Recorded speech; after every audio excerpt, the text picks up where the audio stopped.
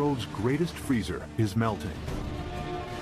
Trillions of gallons are draining into the oceans.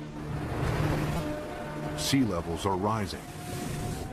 It's happened before, and it's happening again right now. It's not a question of will sea level rise a large amount. It's only a question of how fast that will occur. How will humans fight back before our cities are inundated? Holding off the sea would be the major employer of the world by 2100. Massive levees to defend our coastlines. Floating towns and cities. Vast dams connecting continents. It's our greatest challenge yet, Earth underwater.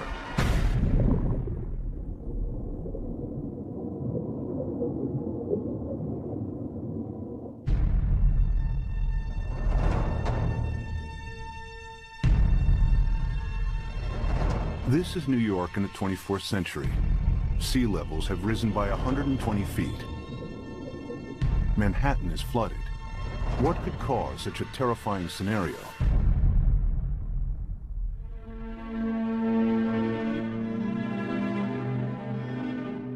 The answer lies here, in Antarctica, where vast amounts of frozen water are locked up in ice.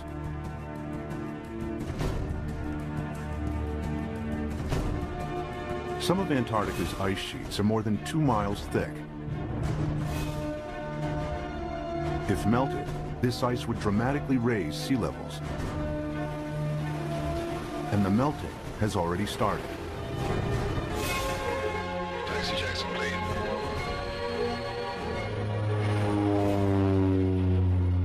Scientists want to know how much frozen water the continent actually holds, and how much global sea levels will rise if it all melted.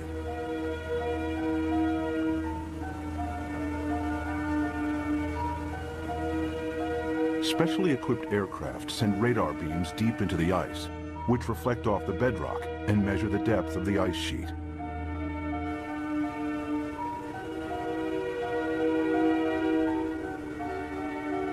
After hundreds of flights, they calculate that Antarctica contains over 90% of the world's ice.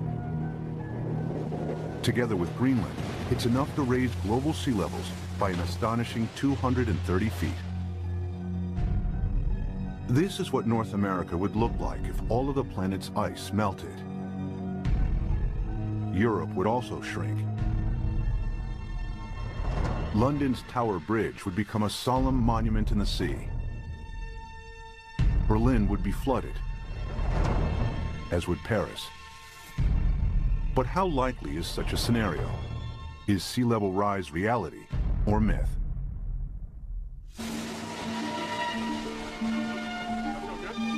Professor Peter Ward is a paleontologist and astrobiologist. He's written extensively on the history of life on Earth.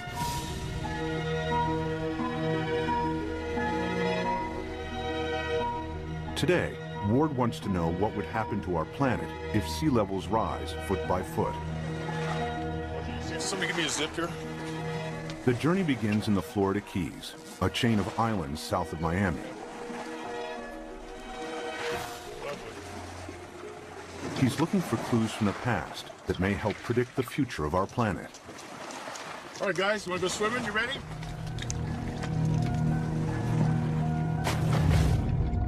Just a few feet below sea level are banks of coral that have been at this location for over 4,000 years.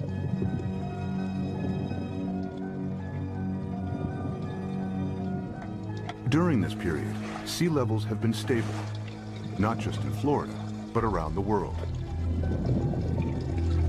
Let's go swimming with me. Come on, boys. But it hasn't always been like this.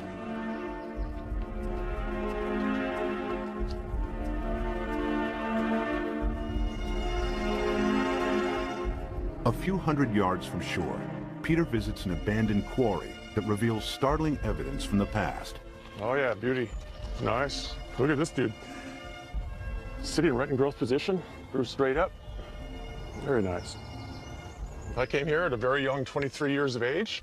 Our professor brought us to this quarry and said, this is a perfect reef, and it is. Look at this big coral sitting right in place. This is how corals grow straight up. And not very far offshore from us, we have these same corals living in place. And these things have to live in at least 10 feet of water. So we're sitting here. There's not been any volcanism. Nothing has lifted Florida up. How could you get this coral this high up in the air now, unless you had sea level, at least another 10 feet above this? It was the first indication to me that sea level, which I knew had gone down and come up, but I never thought that it could be higher than it is now. If history repeats itself, our coastal cities would be inundated. Sea level rise is not a myth. It could happen again, just as it's happened before.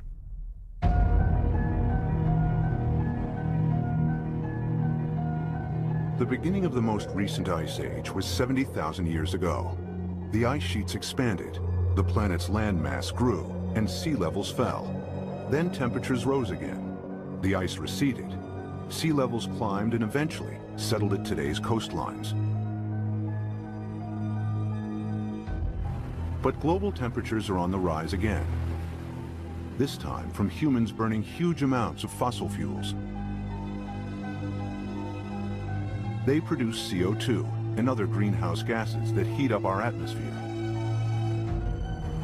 Whenever global temperatures rise, sea levels follow.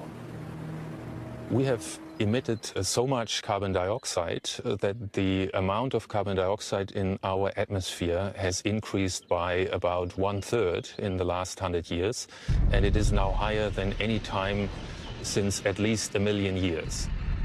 We expect about 3, 4, even 5 degrees centigrade warming in this century. The warmer it gets, the faster the sea level rises. That means sea level rise will get faster and faster as we heat up the planet more. Of course, predicting future sea level rise is difficult, as the planet has never before experienced the dramatic increase in CO2 of the last 100 years. But Professor Rahmstorf's climate model predicts a maximum 6-foot sea level rise this century, as higher temperatures kick in.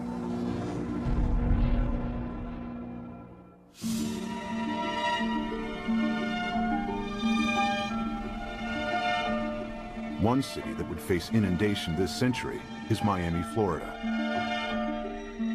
Just a few feet above sea level, it has virtually no defenses against a rising ocean.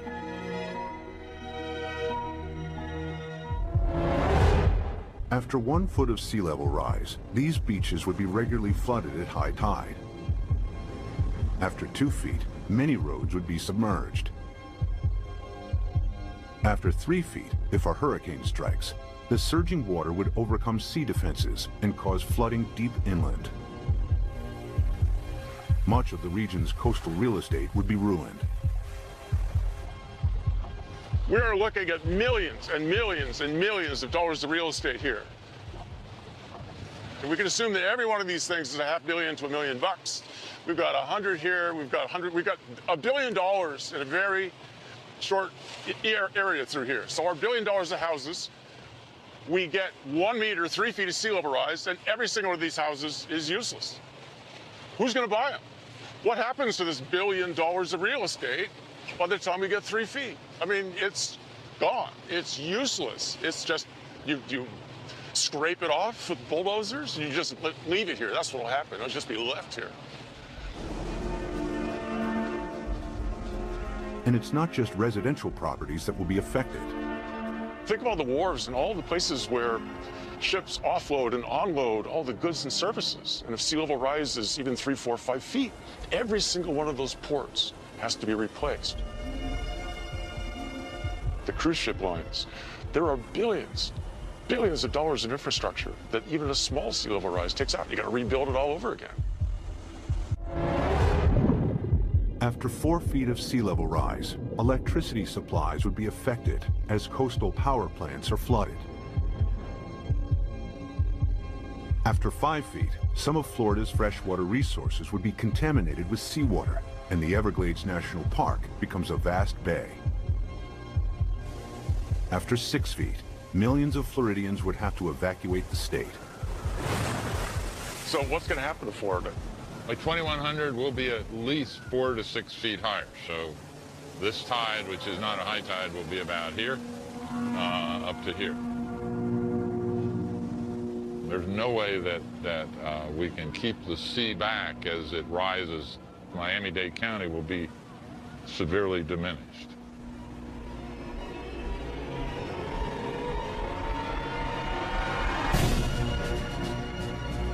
By 2100, after 6 feet of sea level rise, Miami would look like this. There's no way to prepare for this. You can't put levees around the kind of sea level rises we're in for. We're a city that's only a little over 100 years old. We became a town, incorporated town in 1896, so we're not that old. But we may not make it for the next 100 years. The only way to prevent Miami from flooding would be to construct a vastly expensive system of levees surrounding the city. It would be a major engineering challenge, as Miami is built on porous ground that allows seawater to seep through. Alternatively, if Miami was flooded, the city would eventually have to be abandoned. There are cities you can save and cities that you can't save. And the choices will be based on, can we dike it off, can we put it off, or is this too expensive, not worth the price, not worth the effort. One city determined to defend itself against the sea is New Orleans, Louisiana. During Hurricane Katrina in 2005, large parts of New Orleans were flooded after a storm surge raised sea levels by 20 feet. The city lies several feet below sea level. Its antiquated locks and levees weren't strong enough to hold back the rising sea. As the storm pushed the Gulf's surging waters into Lake Borgne and onwards into the city's canals, New Orleans' sea defenses broke in 50 places. We had some levee and flood wall failures in the hurricane system. And the combination of that overtopping of the levees and the flood walls that failed caused massive flooding throughout the city. About 80% of the city of New Orleans was flooded following Hurricane Katrina.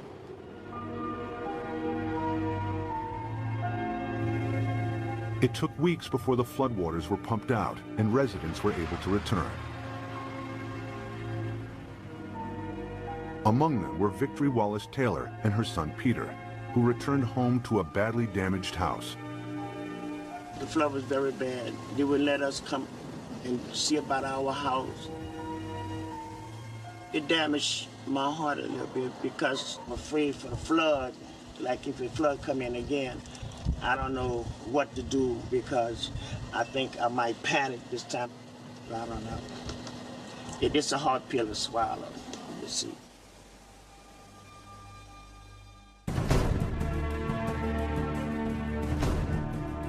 To prevent New Orleans from flooding again, the U.S. government is investing billions of dollars in the city's sea defenses. Along the riverbanks, the U.S. Army Corps of Engineers is strengthening New Orleans' levees and locks. Their work here provides future insight into the kinds of construction that may be needed to protect coastal cities around the world against rising sea levels. We learned a lot of key lessons, and some of the key lessons learned were incorporated into the designs for the Greater New Orleans Hurricane Storm Damage Risk Reduction System. And that system is a series of many different aspects. It has flood walls, it has pump stations, it has levees. There's a series that we call the multiple lines of defense. New Orleans' defense takes a unique approach against the rising water by confronting the enemy itself. The flood surge that broke its sea defenses approached the city from Lake Borgne, a lagoon east of New Orleans. It's here where the U.S. Army Corps of Engineers is focusing its efforts. What we've done now is we moved the defense of the city out. We're about 12 miles from downtown, about 8 miles away from the 9th Ward, which is flooded. We moved the protection from downtown, the heart of the city, left it in there, improved it. We've moved all the way out here, 8 miles out to the edge of Lake Borgne, where we now have this brand new structure which works as a primary line of defense. New Orleans is made up of the best topsoil from the United States that came down the Mississippi River and built up down here. However, back in graduate school, the whole idea was that the better it is to grow something on, the worse it is to build on. Well, this is the topsoil of the nation down here, so it's the worst possible stuff to build in. What you see behind me is the Hawken. It is a pile-driving crane brought in from Seattle, Washington, across the Pacific Ocean, down to the Panama Canal to New Orleans to build this particular gate and a barge gate. And what we've had to do is go down 60 feet through the newer material down to the old Pleistocene clay, and that is our basis. So the main wall itself goes down to minus 130 feet, and the batter piles that brace it are down to 190 feet. All tall buildings in New Orleans, the dome, everything is based upon piles. The new seawall also has to allow ships to pass through. Dry cofferdams are put in place to construct barge and sector gates. The concrete is poured, the dams are flooded, and the gates can be completed.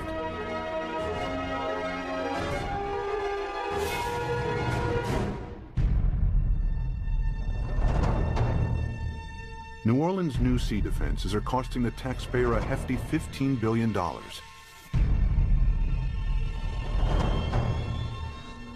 But their design only accounts for storm surges that build from sea levels today. If sea levels rise by 6 feet, any storm surge would be higher as well, and the city's sea defenses would have to be heightened at an even greater cost. Not every country can afford to spend billions on sea defenses. In Bangladesh, many of its 150 million inhabitants live at or just above sea level. Merely 3 feet of sea level rise will have a devastating effect on the country's population. Turns out the area of the world that would be most vulnerable to sea level rise would be Asia. The rice-growing river deltas in Asia, they're very close to sea level. Even a modest 3-foot rise would put half the rice land in Bangladesh underwater. Bangladesh has over 100 to 120 million people, and that number is rising fast. A great deal of its land just simply gets covered by water. And again, once you have salt water coming up, it's not just the land that's covered, it's the intrusion of salt. Even a 3-foot sea level rise wipes out half its rice crop. Their population is going up a third, and their land is being shrunk by a third. You know, you do the math. It's a catastrophe coming at us. Much of Bangladesh is a vast muddy delta that can't be defended. 6 feet of sea level rise spells disaster. It would displace millions, probably at least a few tens of millions of people. Where are they going to go? India's already built a wall between India and Bangladesh. They're anticipating there are going to be a lot of Bangladeshis starting to move, looking for a place to go, and Bangladesh itself is already one of the most densely populated countries on earth. And then there are another 18 or 20